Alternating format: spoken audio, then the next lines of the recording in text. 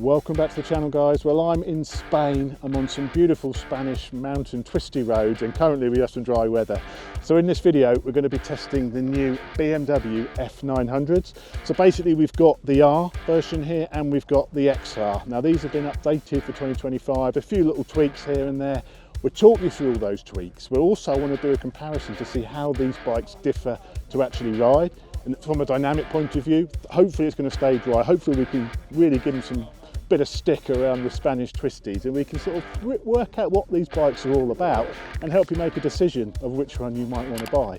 So if you're interested in the new F900, settle yourself down, get yourself a nice glass of sangria and Chopsy, roll the intro.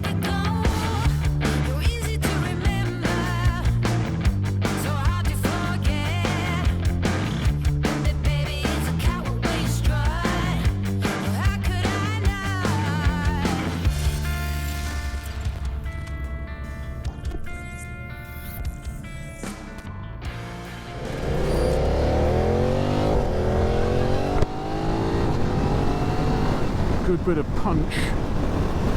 bit of punch and Judy. When I rode this bike before, the previous version, I mean there's not a huge amount of changes to this bike, you know, mainly sort of Euro 5 related. Obviously, you know, BMW race, they got the F900 Cup in the supporting series to BSB, and so I think the changes they've made to this is to make it a bit more sporty, you know, partly for the race series. So it's the same, the engine's the same power, 105 horsepower, 93 Newton meters of torque, and it feels punchy. It's got a really nice sort of, it's got a lot of go, you know. It does it, even though it is a middleweight, you know, 105 horsepower sort of denotes it as a middleweight, even though it's nearly 900cc. So for all you commenters saying, oh, when did a 900cc bike become a middleweight? It's because it puts out 105 horsepower. That's what puts it in that middleweight bracket, in my view anyway. But you know, it's a big bike. I mean, it's not the lightest middleweight. I think it's a 206 kilos fully fueled. Look at the views around here, absolutely stunning. We're just outside of Almeria, southern Spain. Oh, look at that. I don't think I've ever been around these parts before, but look at the clouds up there. I think we're going to get some rain today, so we can make the most of the handling while it's dry. What I loved about the original bike, as I said, it's a little bit weighty, but it had a real sporty sort of feel to it. And what BMW, they've built on that, because of the race series, they've built on that sporty approach so that the bars are slightly more forward, so there's a bit more weight over the front wheels, so you can feel a little bit more what the front wheel's doing. The foot pegs have been moved back slightly, so you've definitely got a bit more of an aggressive riding position. It's not too aggressive, but it just feels, you just feel like you're in touch with the tarmac, and you know, I like that. I like that sporty feel. Let's see how much overtaking grunt we've got here. Plenty is the answer.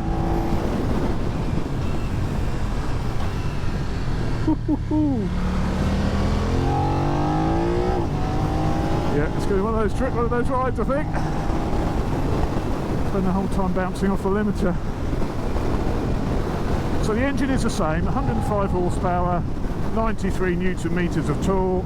It's a parallel twin, but it's actually pretty nice. It's not quite as sporty feeling as the likes of sort of the KTM, the 890 Duke or the 990 Duke. It's not got quite that sort of level of sort of sporty response, but it's not bad at all, you know. When you consider this is actually, well, I don't know how much this trim is. This bike starts at 990, but I don't know, you know, this fully kitted version is probably at least £1,500 more expensive. I'll put it on the screen. They're not hanging around this morning, are they? We're straight into it, and I'm feeling decidedly rusty. The first 10 minutes on the bike, I'm enjoying it very much. That is, yeah, that's lovely. That is lovely. I'll wake you up, won't it? So we've just stopped and done a bit of photo and video, back and forth. on this corner here, and we've actually had a little sneak peek. We've swapped bikes and done all that now before it starts raining. But I have to say, just jumping on it, it's got a real you can feel the changes they've made with the riding position to make it more sporty, and it's got a lovely feel to it. I mean, this one is fully kitted, so this one with everything on it, you know, the dynamic rear shocks, so you've got adjustable rear suspension, manual on the front but fully adjustable on the front. It's also got, you know, the heated grips, all the comfort pack. This one is 12,320, fully kitted up. Just sort of walk it. This has got a dynamic headlight, I think, on it as well. Also got centre stand, which is quite handy. There's no spool holes on the swing arm, which is a bit of a surprise, really. You know, when BMW are going racing on this, you'd think they'd have put some spools on the swinging arm, wouldn't you, for paddock stands, etc. But it's got a centre stand, but obviously for racing you wouldn't leave that on. They've also changed the rear tail slightly. They've got the integrated tail lights with the indicators, which I know is a big favourite with people. But yeah, it's minor changes, really, minor little updates, little tweaks, and it actually rides very nicely. So yeah, we're going to jump back on now. I think we've got about 12 miles to go until we get to coffee. I must say, I could quite fancy a coffee. As I say, as part of this video, we will be doing a direct comparison, you know, with the XR versus the R. You know, of course, built on the same platform, same frame, identical engine, same power output, but the XR is obviously just a little bit longer travel suspension, you know, more wind protection, and the seat's a bit different as well. The foot pegs are a bit lower, you know, because BMW have, you know, they have gone sporty with this, as I say, making it more of a sporty, sort of separating the two models really, by making the R more of a sporty roadster, and the XR, you know, more of a touring bike, of course, because the XR comes with heated grips as standard. So what BMW have done, the price of the R is identical to last year, so this hasn't gone up. They've kept the price the same.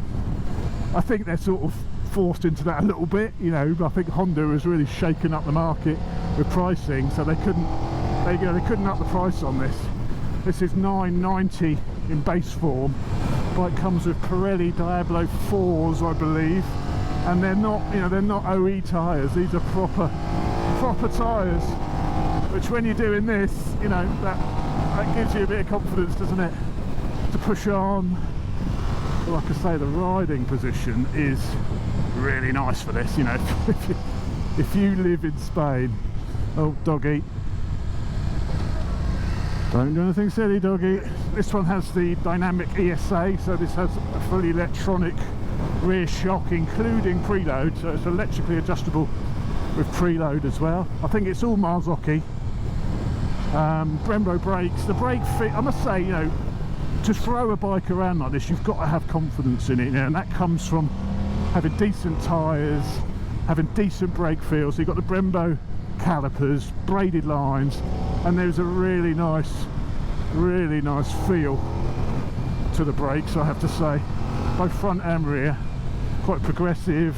I've had the ABS come on a couple of times when we first set off and the tyres were cold, but I feel locked into the machine, you know. It's comfortable, the seat's comfortable. There's definitely more room on board than my Hornet SP, being a 20 stone fatty, 6'2". Thank you.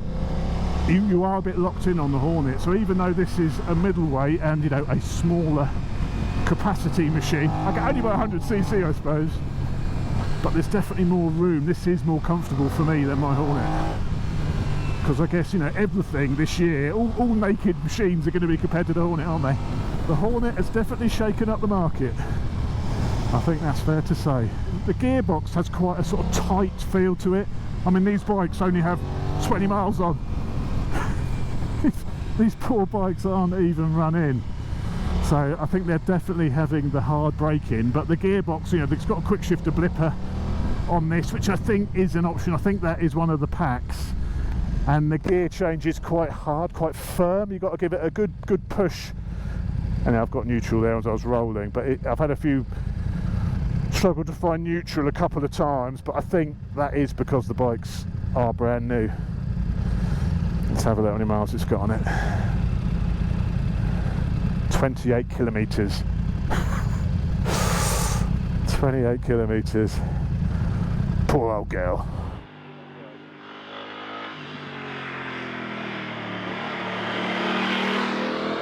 The suspension gives decent feedback. I mean, like I say, it's electronic on the rear, and it does, you know, it does feel, there's not a huge amount of contact and feel coming from the tarmac from the rear of the bike. It feels nice and firm, it feels plush. The suspension feels really good actually from a plushness point of view, but there's, you know, there's not a great deal of feel from the back.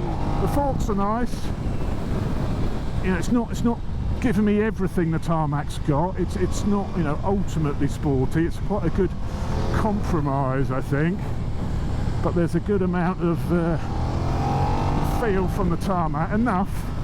Not as much as the Hornet. The Hornet is definitely a harder setup, and I don't want to keep comparing this to the Hornet because it's not really fair, but you know, it's in a similar price segment to the Hornet, you know, so it's just one of the bikes you will be considering if you're looking at these. But it's a good amount of drive, and it's a parallel twin, but from 4,000 revs it's got a real linear power output, you know, very nice the way it makes its power, and then it really sort of screams towards the top. They haven't done, I don't think they've done anything with the I think the engine is, oh, they've made the engine slightly more dynamic, so that's probably why. So the engine is the same, but they've changed the mapping, they're giving it more of a sporty feel, and that's why it's actually feeling so nice. Those changes are definitely worthwhile, I think. Yeah, it is, it's delicious. I would love to race one of these. Another change they've made is the wheels. You know, they've cut a bit of weight from the bike, so it's now got a lithium battery. It's also got the wheels from the F900 R. So I think in total there's 1.8 kilos saved on rotational mass of the wheels, and that will make a big difference. And it does really flip-flop sort of through here. You can really throw it around. The surface is a little bit broken up here. Be a little bit careful. But yeah, she's lovely to chuck about.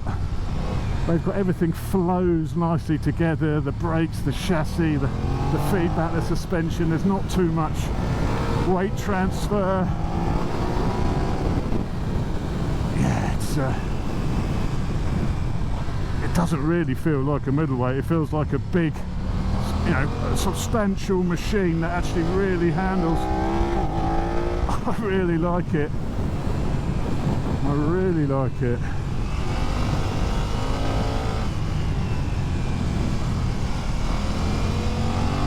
Loads of control to feather the throttle, feather the brakes.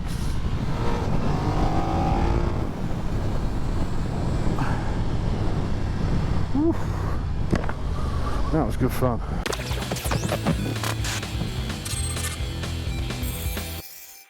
Here we go, bit of off-road while we do the photos. Weehaw! So to sum up the XR, what have they done to the bike? Obviously it's Euro 5 Plus now, so the exhaust system has been changed. It's slightly lighter, lithium battery, which I think saves just under a kilo. And then you've also got the wheels off the S900 R, which saves 1.8 kilos of rotational mass, which, you know, that makes a huge difference, because obviously that the wheels are spinning, you've got all the gyroscopic effect, you know, and that's probably contributing in a small way to how, you know, agile the bike feels, how quickly it turns in.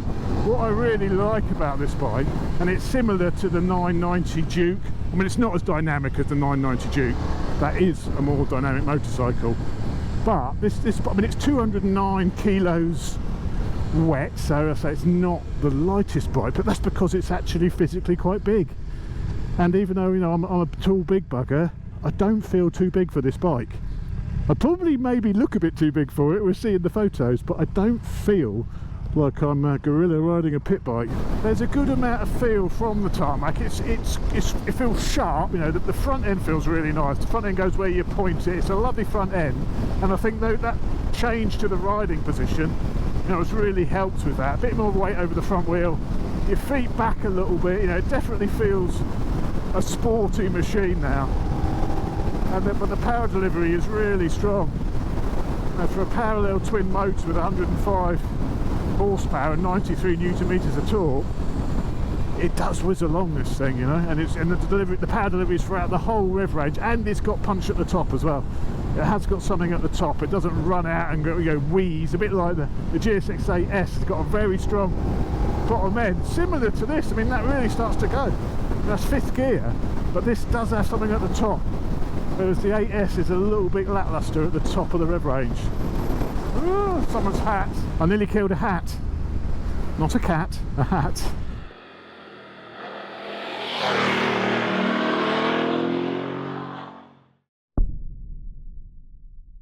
Here is the XR.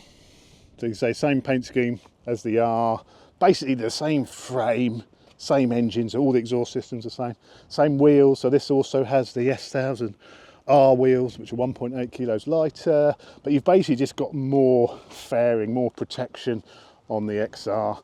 Adjustable windscreen, bit of up and down action. Oh, the rain's starting to come down a bit heavier now. But adjustable windscreen, which is nice, and you say you just got more frontage, a bit more weather protection, which I think we're going to need this afternoon now. And the seat is moulded slightly differently to the R model. There's a little bit more padding in it. Obviously you've got all the pannier attachments on the XR version.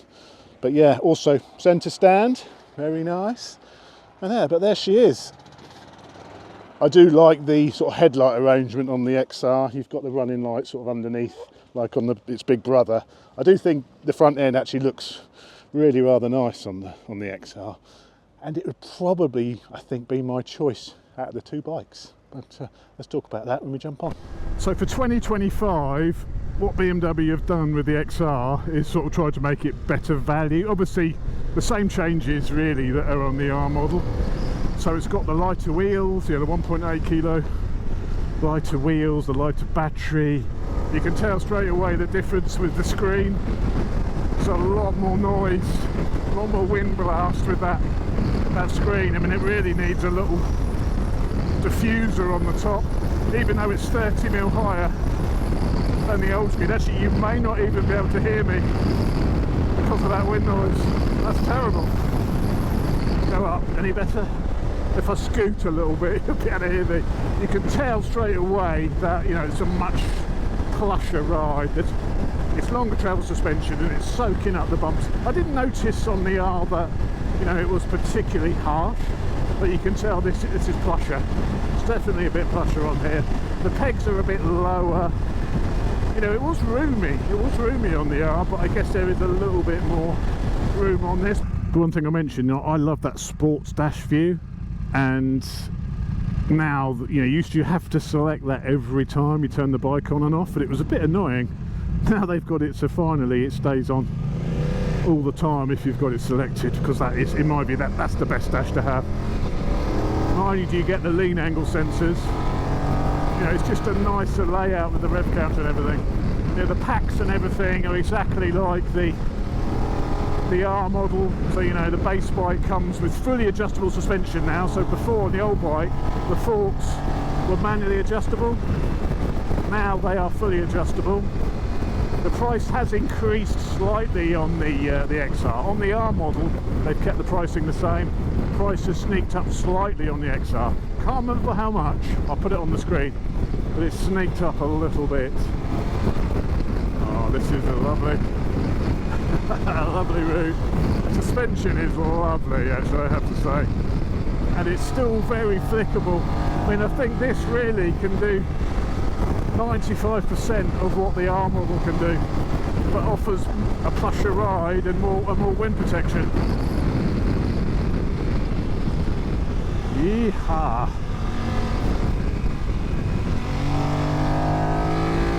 Yeah, handles beautifully.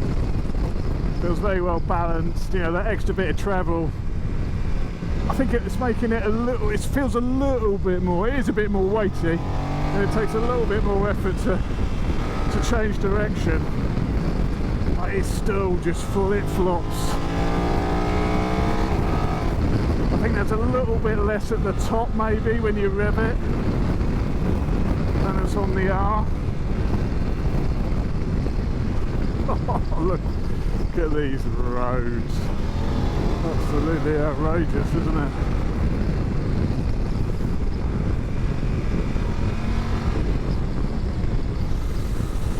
Oh man, this is why I love Spain. Oh, a flipper and quick shift it is. Very nice actually. It takes, as I said on the R, same. Yeah, it takes a little bit of a pressure on the lever. But oh, I like it. It's really nice, sporty, lovely. What's up, Michael? I haven't got much fuel left. Oh, if you're not, they not fill it up. 46k. Oh, I got a bigger tank on these, haven't you? Well, we won't go quick anyway, were we? You know, sure you were just half throttle there, weren't you?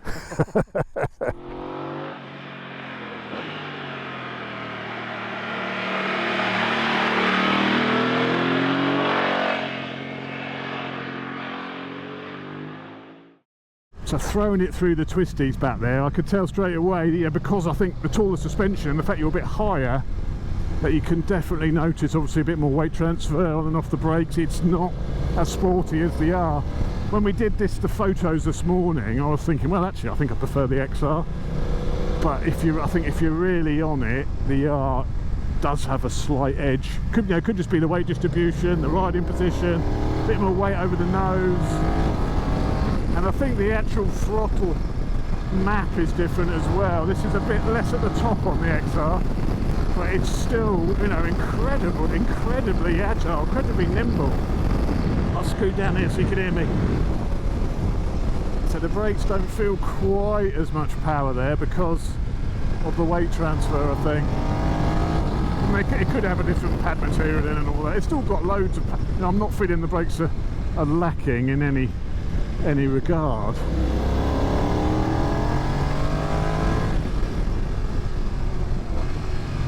I like the fact you've got to really keep on the boil, because you know it's only 105 horsepower, so you've got to rev it, you've got to work the engine. That's why middleweights are so good, isn't it? Because of that. Woo! You feel like you're actually riding them rather than they're riding you. Which you can, you know, with more powerful bikes, it can sometimes feel like that.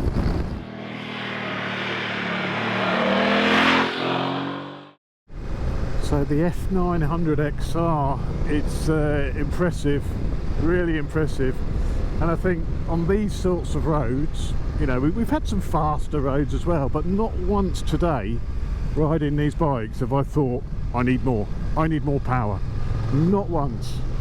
You know, there's just delivering the perfect amount of power for the road, you know, and like I say, you're fully exploiting the engine, you're revving it, you're up and down the box constantly, it's engaging. The only thing with the XR, I mean, the screen, it's very personal, the screen, you know, it depends how tall you are, but I do find that screen very noisy. But a little adapter on top, I think it's because you're so close to the screen. On a lot of bikes you're a bit further away from the screen, but I think part of it is that I'm sat quite close to that screen. So yeah, a little deflector on top might help, but I actually prefer the airflow of the completely naked bike, because at least then you've got clean air. You have a concentration of air hitting your helmet when the screen is not at the perfect height. Whereas in a naked bike, you've just got that smooth air you're going through, whereas I'm getting the air I should be getting here plus air buffeted up from the bike, so you're almost getting like twice as much wind force on your helmet as what you would have got without no screen at all. So screens are very personal, but it is thankfully adjustable to some degree, and a little 20 quid, you know, adapter to go on top from Pyramid Accessories, and you're good to go. I think the XR does actually deliver, you know, almost sort of 90% of the performance that the R offers, but with the added practicality. So I would be very tempted to maybe go for the XR out of the two. You've lost a little bit of sportiness, not a great deal. Yeah, it's a bit more suspension movement, but you've got the added benefit of having been able to mount panniers, having a bit more weather protection once you get the screen. sorted. I like the riding position on the R mainly. It feels more sporty because of the riding position. Whether it is actually any more sporty at all is a completely different matter, but it feels more sporty because of that position. And I actually think it could even be a bit more comfortable than the XR, because on the XR, of course, you're sat very upright, you've got all the weight on your bum, but on the single R you're canted forward a little bit, so you know you've got a little bit less weight on your bottom. And the seats are, I think, more or less identical. Perhaps the carving of the foam is slightly different on the XR, but more or less identical. So there you have it. A good old thrashing of the new BMW F900 series.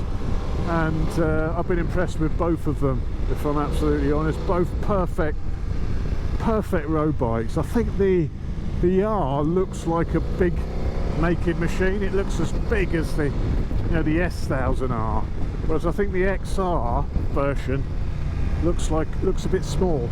It looks physically smaller because you're used to seeing these big sort of tall rounders, but a bit more imposing, and it does look a little bit small. But the R version looks like a big bike, whereas the XR looks like a small bike. Don't know how, don't know why. They're obviously based on the same chassis, but that's sort of the impression I get looking at them. The quality of both of them is superb. They're laden with electronics, which is nice, full lean sensitive IMUs, you've got top of the range electronics. Not as adjustable as some of like the S1000 RR and the S1000 R. There's more adjustment on those bikes, but there's enough there, for this sort of machine. And you've got all the safety barrier with the, lean sensitive rider aids, which other bikes in this sort of middleweights may not have that level of sophistication that you get on the BMW. But there we are. I hope you've enjoyed this little thrash around. I know I certainly have. Tomorrow we're going on track on the S1000 RR, the S1000 single R and the M1000 single R, so there will be a video coming of some track action on those machines. Perhaps it's already out. If so, it'll be at the top. So don't forget to check that out, or subscribe for when I release that video so you can see it. If the rain holds off, it should be one hell of a day. Well, let's see. But thanks for watching, guys, as always. See you on the next one.